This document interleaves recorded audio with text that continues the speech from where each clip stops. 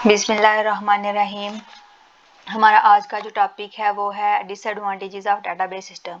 इससे पिछले लेक्चर में हमने देखा था कि डेटाबेस सिस्टम की एडवांटेजेस जो है वो क्या होती है। एडवांटेजेस में क्या आता है कि डेटाबेस सिस्टम जो है वो हमें कौन कौन सी फैसिलिटीज़ जो है वो प्रोवाइड करता है, और उस डेटाबेस जो है वो हमें बिग डाटा की जो स्टोर है उसकी फैसिलिटी प्रोवाइड करता है। उसके अलावा जी हमें अपडेशन या फिर उसमें कुछ भी ऐड करना तो ईजिली हम कर सकते हैं, इसको हैंडल करना जो ईजी होता है।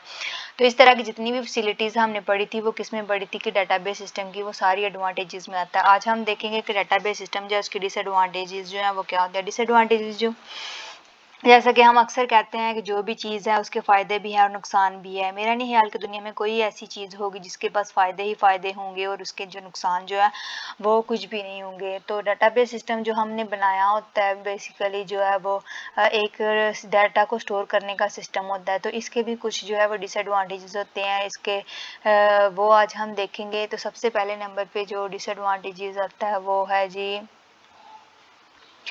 Cost of hardware and software. Cost of hardware and software means के हम डेटाबेस जो बनाने जा रहे हैं इसमें हम जो है जो भी चीज़ें यूज़ करेंगे, आपको पता है कि एक डेटाबेस सिस्टम होता है उसके डिफरेंट कंपोनेंट्स होते हैं जो हम यूज़ करते हैं।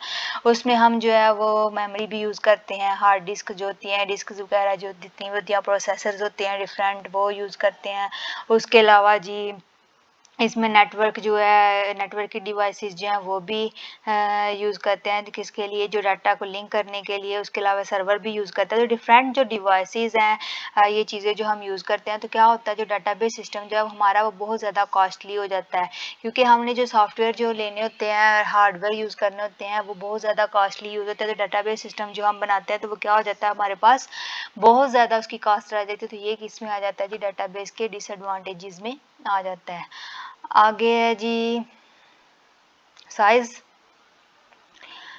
अगला जो डिसएडवांटेजेस है डेटाबेस सिस्टम का वो है हमारे पास जी साइज़। साइज़ जो मींस डेटाबेस सिस्टम जो हम बनाते हैं उसमें हम क्या करते हैं कि लार्ज अमाउंट ऑफ डाटा जो है वो स्टोर करते हैं, जिसकी वजह से जो साइज़ है उसका डेटाबेस का वो ज़्यादा होता है। बेसिकली जब हम डेटाबेस बनाते हैं हमें नहीं पता होता कि हमने कितना बड़ा डेटाबेस बनाना है, उसमें जो उसका साइज़ क्या रखना है। बेसिकली जो यूज़र जो है वो अपनी रिक्वायरमेंट हो सकता है जो डेटाबेस ने बनाया उसकी रिक्वायरमेंट जो है उससे ज़्यादा है। तो जैसे कि आपको बताया है कि इसमें स्पेस लार्ज होती है, जो डेटाबेस सिस्टम हम बनाते हैं इसकी जो रिक्वायरमेंट होती है वो ये होती है कि वो जो ज़्यादा डाटा जो स्टोर करता है, डाटाबेस जो हम बनाएंगे वो बेसिकली जो वो एक बिग डाटा है ना, तो इसका जो साइज़ है तो वो भी क्या होगा, लार्ज सिस्टम जो है उसको इसको क्रिएट करेगा। ठीक है, तो इसमें क्या आ जाता है जी, इसका साइज़ जो है वो बड़ा हो जाता है, जो कि बाइट्स या किलोबाइट्स में के अलावा जो हम इसमें मेगाबाइट्स टेराबाइट्स जो डाटा है वो भी जो है वो हम क्या करते हैं उसमें स्टोर जो है कर सकते हैं।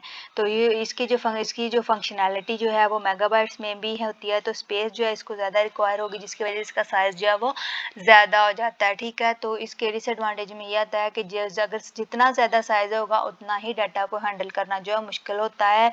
उसके लिए हमें ज़्यादा जो डाटा हैंडल करने के लिए जो हमने रखे होते हैं क्या कहते हैं उन्हें, डाटा एडमिनिस्ट्रेटर्स कह लें या फिर डिज़ाइनर वगैरह, वो भी हमें ज़्यादा चाहिए। तो क्या होगा उस ऑटोमेटिकली जो है उसकी कॉस्ट जो है वो ज़्यादा होगी, तो फिर वो क्या होगा जी, डाटा जो है डाटाबेस सिस्टम जो उसकी वो कॉस्टली हो जाएगा, जो कि इसके डिसएडवांटेजेस में आता है।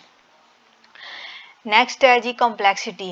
कॉम्प्लेक्सिटी जो है डेटाबेस सिस्टम की वो मतलब कि जैसे सिस्टम जो है वो कॉम्प्लेक्स होता है, जैसे जैसे जो डाटा है, आपको पता ही है कि हम बिग डाटा जो है वो इसमें स्टोर करते हैं, तो उसमें हमारे पास ज़्यादा हार्डवेयर यूज़ होंगे, सॉफ्टवेयर, फिर क्या होगा डिस्क जो डाटा स्टोरेज के लिए वो ज़्यादा होगी।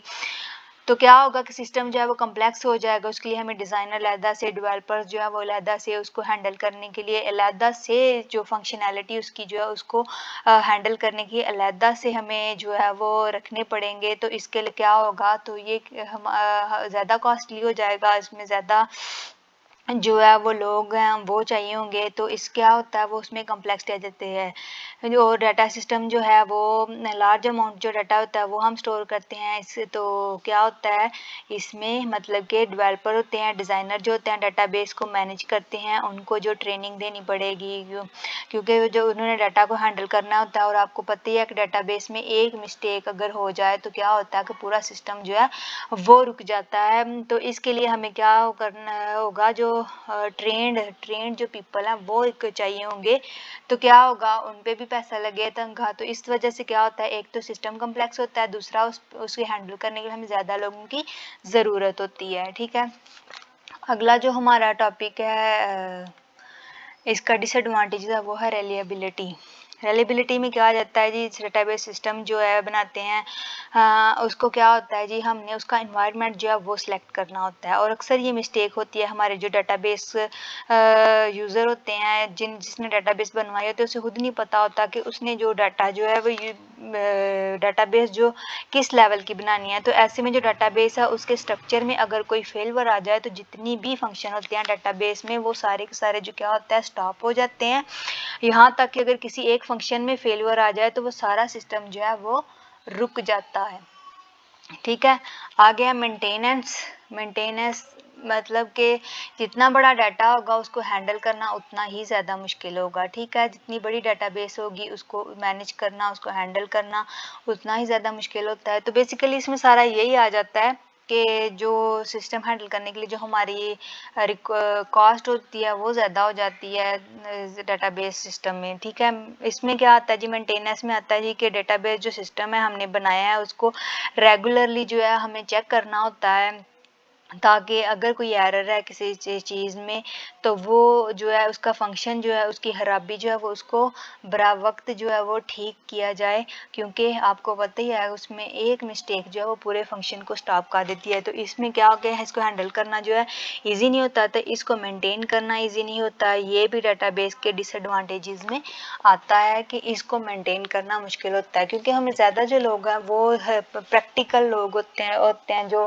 जिनका तजर्बा हो वही डाटाबेस को हैंडल कर सकते हैं। तो हमें ऐसे लोग चाहिए होते हैं जो कि डाटाबेस को एक्यूरेटली हैंडल कर सकें, उनकी जो फिर पे वगैरह होगी वो भी उस हिसाब से होगी। दैट इज़ वाई जो डाटाबेस सिस्टम जो है वो कॉस्टली होता है। तो मेन जो इसका जो है वो ये है कि डाटाबेस सिस्टम जो है वो कॉस्टली होता है, उसको हैंडल करना बहुत मुश्किल होता है। ठीक है, तो ये आज हमने इसके देखे थे कि डिसएडवांटेजेस जो है वो क्या होते हैं।